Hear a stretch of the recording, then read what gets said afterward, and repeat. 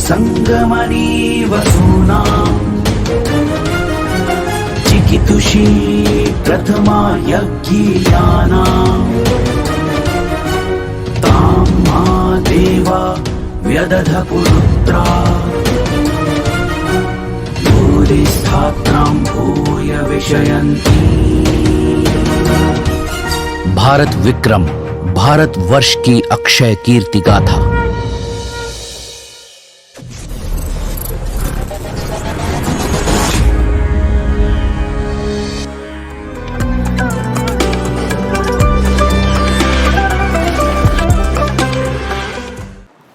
नमस्कार। भारतीय ऋषि वैज्ञानिक श्रृंखला के इस नए अंक में आप सभी दर्शकों का बहुत बहुत स्वागत है। पूजा, क्या हुआ पूजा? कुछ नहीं, मुझे तुमसे बात ही नहीं करनी। भाई ऐसी क्या नाराजगी? पूरा एक हफ्ता 1 वीक से मैं यही सोच रही हूँ कि महात्मा लगत का क्या हुआ और उस लड़के को उसकी गाय मिली या नहीं। हाँ तो ये तो और भी अच्छी बात है। इतनी प्रतीक्षा के बाद कहानी सुनने में तो और भी मजा आएगा। लेकिन मज़ा तो तब आएगा ना जब तुम कहानी सुनाओगी। ठीक है, कहीं पूजा की तरह आप लोग भी तो मुझसे नाराज नहीं है ना? अगर हैं भी तो ये कथा सुनने के बाद आपका गुस्सा शांत हो जाएगा। चलिए देखते हैं आगे क्या हुआ।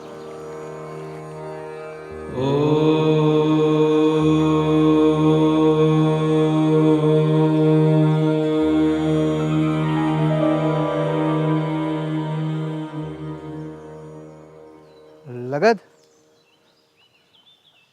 लगद, मित्र तुम, वो बंधु कहाँ है? कौन? अरे वही जिसकी गाय खो गई थी।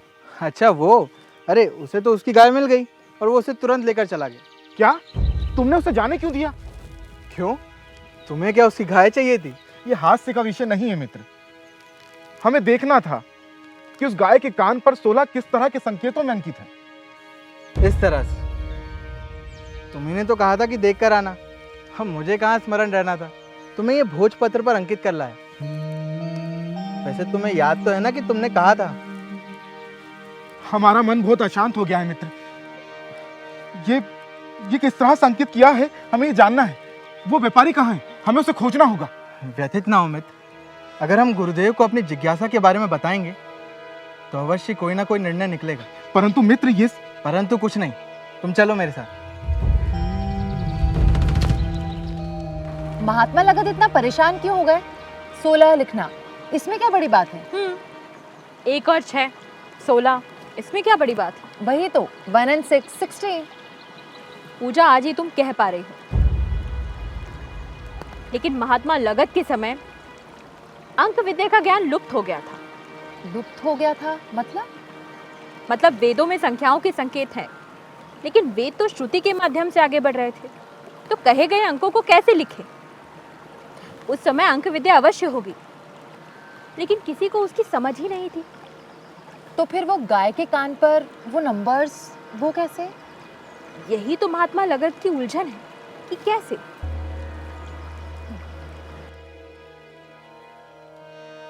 गुरुवर ने तो हमें और भी उलझन में डाल दिया है। कहते हैं ऋग्वेद में ही अष्टकर्ण गायों के भी संकेत हैं। अरे इसका अर्थ तो यह हुआ कि गायों की पहचान के लिए इस प्रकार का आंकन पूर्व से होता आ रहा है, परंतु हमें ज्ञात क्यों नहीं? इस पर विचार अभी व्यर्थ है। जो सम्मुख है उसी पर विचार करना चाहिए। यदि ये षोडश का ही संकेत है तो फिर ये किस प्रकार अंकित हुआ होगा? क्या ये दस्युषण का ही दूसरा रूप है, अर्थात 10 और 6 मिलाकर षोडश बना होगा? फिर इसमें 10 कौन है और षड अर्थात 6 कौन है?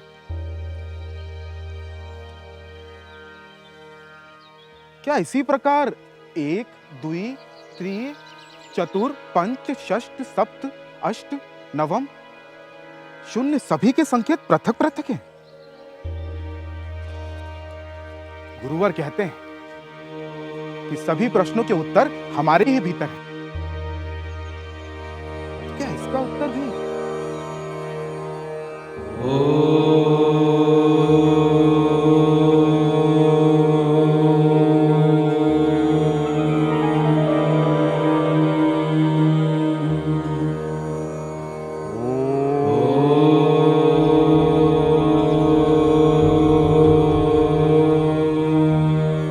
अङ्कानां वामतो गतिः अङ्कानां वामतो गतिः अङ्कानां वामतो गतिः अंका नाम वाम तो गति है, अर्थात अंकों की गति बाईं ओर की जाए तो प्रथम अंक 6 है और बाईं ओर का अंक 10, अर्थात अंकों की गति बाईं ओर करने पर 10 गुना बढ़ जाती है। यही सत्य है, तभी तो प्रथम अंक 6 और दूसरा अंक 10 होगा। योग 16 षोडश। अरे वाह, ये तो कमाल की डिस्कवरी थी। हाँ, महात्मा लगत ने इस प्रकार सभी अंकों के संकेत दिए हैं। उन्होंने अंक विद्या को पुनर्जीवित किया और जब उन्होंने इन संकेत के बारे में विस्तार से अपने गुरु को बताया तो उनके गुरु के मुख से वही मंत्र उच्चारित हुआ जो कि यजुर्वेद का उद्घोष है, अंकांकम छंदः, यानी कि अंक विद्या एक विज्ञान है और महात्मा लगत ने इस सत्य को सिद्ध किया। तो आज हम जो नंबर्स देखते हैं वो महात्मा लगत की देन है। हाँ, मुद्रण में सुविधा के लिए छोटे बड़े परिवर्तन किए गए, लेकिन आधार में महात्मा लगत द्वारा प्रस्तुत संकेत ही हैं। क्या कहीं इसके प्रमाण मिलते हैं? हाँ, कैलकुलेशन और गणना पर आधारित प्रसिद्ध पुस्तक लिबर अबाकी में इसके लेखक फिबोनाची ने इंडियन अरेबिक अंकों को प्रस्तुत किया, जो कि महात्मा लगत द्वारा प्रस्तुत सभी संकेतों से पूरी तरह मेल खाते हैं। और उन्होंने ये स्पष्ट कहा, 9 इंडियन न्यूमेरल्स यानी कि भारतीय अंकों और शून्य से किसी भी संख्या को लिखा जा सकता है। हाँ, मैंने भी कहीं पढ़ा है कि फेमस साइंटिस्ट आइंस्टीन ने भी यही कहा। हाँ बिल्कुल, प्रसिद्ध वैज्ञानिक एल्बर्ट आइंस्टीन, फ्रांस के गणितज्ञ लाप्लास, इतिहासकार ए.एल. बाशम और भी बहुत सारे लोग हैं जिन्होंने ये स्वीकारा कि गणित में भारतीय योगदान है और उन्होंने इसकी सराहना भी की। लेकिन पूजा, हम इसके बारे में बाद में बात करेंगे क्योंकि अभी महात्मा लगत की कथा पूरी नहीं हुई। अंक विद्या के बाद और क्या? वेदांग ज्योतिष को समझेंगे तो वो भी जान जाएंगे।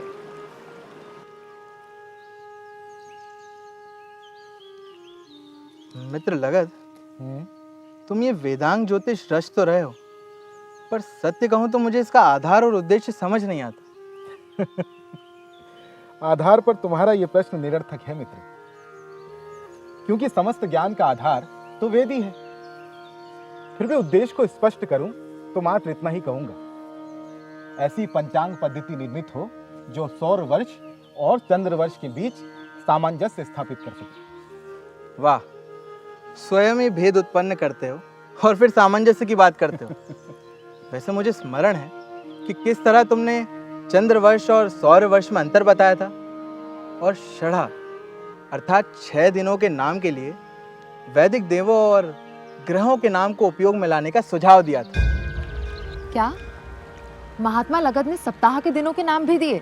हाँ, ग्रहों के नाम पर आधारित 6 दिनों के नाम रवि, सोम, मंगल, बुध, बृहस्पति और शुक्रवार रख दिया गया। लेकिन सप्ताह में तो 7 दिन होते हैं। हाँ, समय के साथ साथ सप्ताह 7 दिनों का माना गया, जिसमें शनिवार को भी शामिल किया गया। लेकिन मुझे 7 दिन का तर्क समझ में नहीं आता पूजा, क्योंकि 4 सप्ताह भी पूरा महीना नहीं बनाते और 5 भी नहीं। 6 दिन का कोई तर्क था? हाँ बिल्कुल था। मित्र लगत, तुमने एक सूर्योदय से दूसरे सूर्योदय के मध्यकाल को क्या क्या कर उच्चारित किया था? मैंने नहीं मित्र, वैदिक साहित्य में एक सूर्योदय से दूसरे सूर्योदय के मध्य काल को अहोरात्र कहते हैं और वेदों में अहोरात्र में होने वाले सोमयज्ञ का दिवस भी अह कहलाता है। यही कारण है कि 6 अहो अर्थात 6 दिन मिलाकर षढ़ा बना और 5 षढ़ मिलाकर 1 माह। मैंने इन्हीं षढ़ों को ग्रहों के नाम देने की बात कही है। हाँ मित्र, अब सब कुछ स्मरण हो गया है। किस तरह तुमने वो अंक विद्या को सरल किया और दिनों के नाम दिए और वेदांग ज्योतिष रचने का भार स्वयं पर उठाया। माँ हमेशा कहती है मित्र, जश्य अपजश्य विधि हाथ। मैं कौन होता हूं कुछ करने वाला? जो कुछ होता है वो समय करवाता है। परंतु मित्र, तुमने उस समय को जानने के सूत्र तो रच ही दिए। यही प्रण था ना तुम्हारा? वो तो संभवतः बालहट था, परंतु आज जानता हूं मित्र, यह राह इतनी सहज नहीं। सभी छोटी छोटी गणनाओं में उलझेंगे, ज्योतिष शास्त्र को बड़ा कठिन पाएंगे। पल विपल का भी अंतर आया तो परिणाम से भटक जाएंगे और कहेंगे व्यर्थ है ये ज्योतिष विद्या, व्यर्थ है ये समय को जानने का प्रयास। सत्य कहा मित्र, यूं भी ज्ञात के आधार पर अज्ञात को जानने का उपाय कहाँ है? अरे हाँ, तुमने कहा था कि तुम कुछ उपाय सुझाओगे अपने वेदांग ज्योतिष में। हाँ, मैंने प्रयास किया है। मैंने मुहूर्त और ग्रहों की स्थिति जानने के लिए वेदांग ज्योतिष में एक राह सुझाई है। स्पष्ट कहो मित्र, मैं भी जानना चाहता हूँ। इत्युपाय समुद्देशो भूयोऽप्येवं प्रकल्पयेत्। ज्ञेयराशिं गताभ्यस्तं विभजेत् ज्ञानराशिना। इत्येन मासवर्षाणां मुहूर्तोदयपर्वणाम् दिनर्त्वयन मासानां व्याख्यानं लब्धोऽब्रवीत्।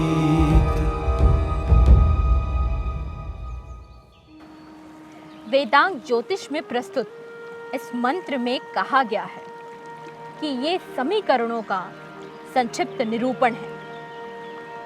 इसका प्रयोग बार बार होता है। इस प्रश्न के 3 पहलू होते हैं: ज्ञात राशि, अज्ञात राशि और उनके बीच संबंध। अज्ञात राशि की प्राप्ति के लिए गुणक द्वारा ज्ञात राशि को भाग दिया जाता है। ये तो बिल्कुल अलजेब्रा, बीज गणित जैसा है। हम उसमें इक्वेशंस को इसी तरह सॉल्व करते हैं। हाँ, महात्मा लगद ने मास, वर्ष, मुहूर्त, ऋतु और चंद्र तथा नक्षत्र आदि की स्थिति को ज्ञात करने के लिए इस तरह के कई समीकरण प्रस्तुत किए। सच कहूं तो मैं आज समझ पा रही हूँ कि भारतीय ज्योतिष शास्त्र इतना स्ट्रॉन्ग कैसे है। इसके आधार में तो कंप्लीट मैथ्स है। परंतु ज्योतिष और गणित को आधार देने वाले महात्मा लगद ने ये कभी प्रयास नहीं किया कि लोग उन्हें जाने, पर उन्हें जानना चाहिए, क्योंकि आज का सारा विज्ञान गणित पर ही निर्भर है। लेकिन अंत में उनका क्या हुआ? मतलब उन्होंने समाज के लिए इतना सब कुछ किया और वो स्वयं? प्रश्न उचित ही है कि महात्मा लगद ने स्वयं के लिए क्या सोचा। मित्र लगद, तुम महान हो। गणित को लेकर तुम्हारी तपस्या महान है, परंतु तुमने तो अपना समस्त ज्ञान संसार को सौंप दिया है। इस ज्ञान से संसार को किस चीज की प्राप्ति होगी? सोम सूर्यस्त्रचरितं विद्वान् वेद विदश्नुते। सोम सूर्यस्त्रचरितं लोकं लोके च संततिम्। ये ज्ञान समस्त संसार को सूर्य, चंद्र, नक्षत्रों का ज्ञान करवाएगा। और जो विद्वान सूर्य, चंद्रमा, नक्षत्रों को जानता है, उसे इस युग में संतान सुख मिलता है और वो अंत में सूर्य, चंद्रमा, नक्षत्रों के लोक को प्राप्त करता है। मित्र लगद, मैं देखता हूं कि तुमने वेदांग ज्योतिष को अपना नाम तक नहीं दिया। क्या तुम्हें यश की चाह नहीं? मैंने तो सदैव ही कहा है, सदा कर्म फल पर दृष्टि रखे बिना ही कर्म करूंगा। वैसे भी जब मैं अपने नेत्र बंद करता हूं तो मुझे अपनी माता का स्वर सुनाई देता है, जो मुझे अभिमान रहित रखता है।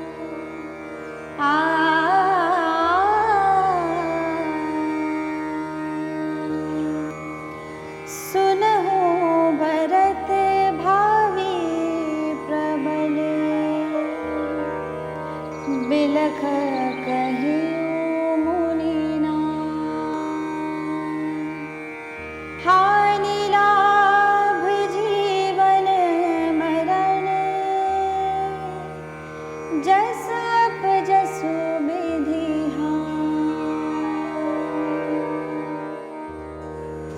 भारतीय ऋषि वैज्ञानिक श्रृंखला के इस अंक में हमने महात्मा लगत की कथा देखी और गणित में उनके योगदान के विषय में जाना। आपको हमारा ये अंक कैसा लगा? अपनी प्रतिक्रिया में अवश्य बताइएगा। अगले अंक में हम फिर मिलेंगे एक नए भारतीय ऋषि वैज्ञानिक की कथा के साथ। तब तक के लिए अपना ध्यान रखिए और जुड़े रहिए भारत विक्रम से।